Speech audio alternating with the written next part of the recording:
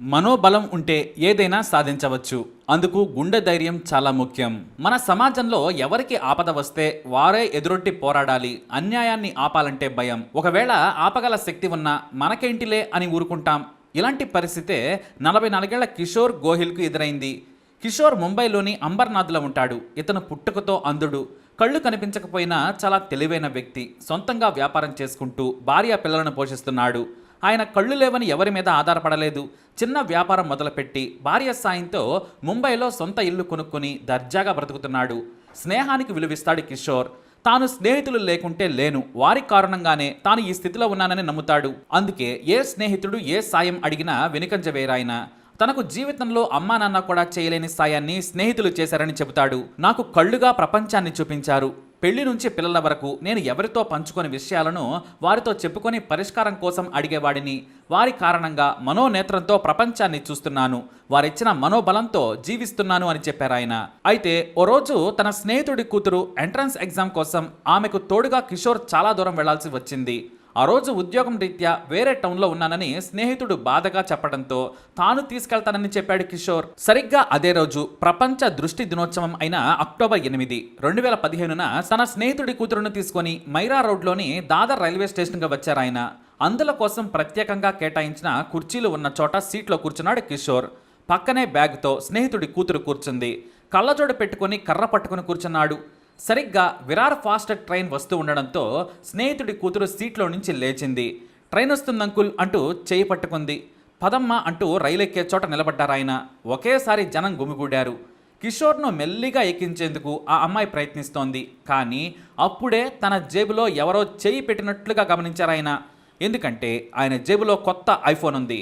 అందులకు అది బాగా ఉపయోగపడుతుంది. అంతకుముందే కిషోర్ ఫోన్ పట్టుకుని ఉండగా ఓ దొంగ చూసినట్టున్నాడు. ఆ దొంగే జనం మధ్యలో నుంచి కిషోర్ జేబులో చేయి పెట్టాడు. వెంటనే కిషోర్ ఎవరో చేయి పెట్టడంతో ఒకేసారి దొంగ చేయి పట్టేసుకున్నాడు.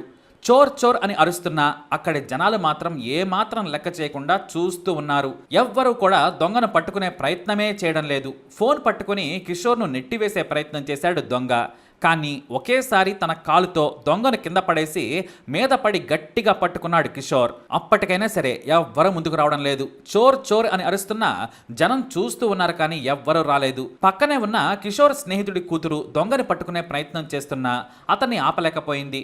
దాదాపు 100 మంది గుమిగూడారు. ఇక దొంగ పెనుగులాడి కిషోర్ మీద పిడిగుద్దులతో దాడి చేశాడు. గట్టిగా దొంగ కొడుతున్నా సరే కొడుకుతున్నా సరే వదిలిపెట్టలేదు. దొంగ దొంగ అని అరుస్తూ ఉండడంతో రైల్వే పోలీసులను గట్టిగా పిలిచి ఓ వ్యక్తి అలర్ట్ చేశాడు. వెంటనే పోలీసులు పరిగెత్తుకుంటూ వచ్చి ఆ దొంగను పట్టుకున్నాకే కిషోర్ వదిలేశాడు. కానీ పాపం ఆ దొంగ కిషోర్ చేతిని కొరికాడు. పిడిగుద్దులతో కిషోర్ను గాయపరిచాడు. అయినా సరే దొంగను మాత్రం పోలీసులు వచ్చే వరకు వదలలేదు. రైల్వే పోలీసులు అక్కడికి చేరుకున్న తర్వాత దొంగను అదుపులోకి తీసుకుని ప్రయాణికులకు చీవాట్లు పెట్టారు. పాపం ఆ వ్యక్తి దొంగ దొంగ అని అరుస్తుంటే సాయపడాలి కదా అని మీకు అనిపించలేదా? మీరేం మనుషులంటూ ఫైర్ అయ్యారు. అయితే రైలు వెళ్ళిపోతుందన్న తొందరలో చాలా మంది ఉండడం వలన కొంతమంది ముందుకు రాలేకపోయారు. కొంతమంది మాత్రం చూస్తూ ఉండిపోయారు. ఆ తర్వాత కిషోర్ ఐఫోన్ తీసుకొని దొంగను కోర్టులో ప్రవేశపెట్టి జైలుకు పంపించారు పోలీసులు. Mumbai central governor railway police department inspector Ravindra Kishore ధైర్యాన్ని మెచ్చుకున్నారు. రైల్వే తరపున రివార్డును ప్రకటించారు.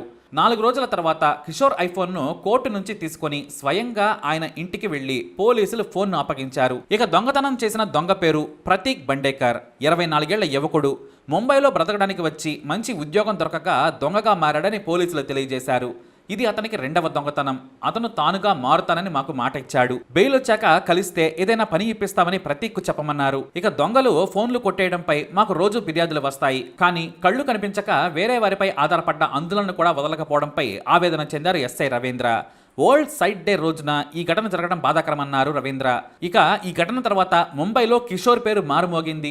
స్థానిక ఎమ్మెల్యే సైతం కిషోర్ ఇంటికి వెళ్లి ప్రశంసించారు. ప్రభుత్వం తరపున సాయం చేస్తామని ప్రకటించారు. అయినా సరే కిషోర్ ఎవరి సాయాన్ని తీసుకోలేదు. అలా గుండె నిబ్బరంతో కిషోర్ దెబ్బలకు భయపడకుండా దొంగను పోలీసులకు పట్టించాలనే కసితోనే ధైర్యం చేశాడు. మనం కళ్ళుండి భయపడుతున్నాం, కానీ కిషోర్ మాత్రం ప్రాణాలకు తెగించి దొంగను పట్టించాడు.